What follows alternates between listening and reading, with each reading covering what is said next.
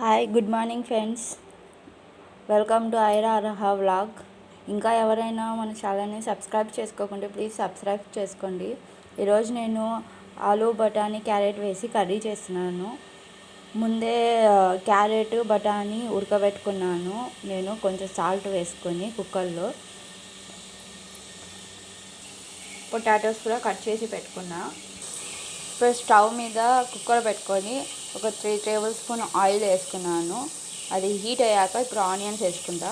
చూడండి, ఆనియన్స్ కొంచెం రెడ్ అయ్యాక అల్లం పేస్ట్ వేసుకున్నాను.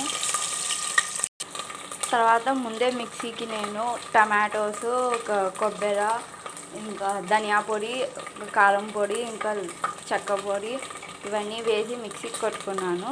ఇప్పుడు ఈ పేస్ట్ అంతా వేసేస్తా. దాంట్లో వేసిన మసాలా అంతా ఉడుకుతున్నప్పుడు కొంచెం కరివేపాకు వేసేద్దాం. సాల్ట్ వేస్తున్నాం. కట్ చేసి పెట్టుకున్న పొటాటోస్ వేసుకున్నాము.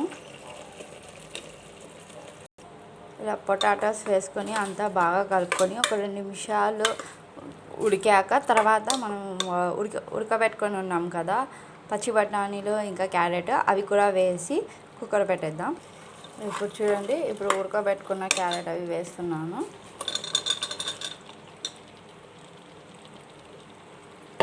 వేసి బాగా కలబెట్టుకొని ఇంకా ఒక 2 విజిల్స్కి పెట్టేద్దాము.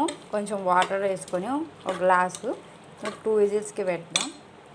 చూడండి, మర్చిపోయామండి, కొత్తిమీర వేసుకోలేదు మనము. దీని మీద కొత్తిమీర వేసుకుందాము.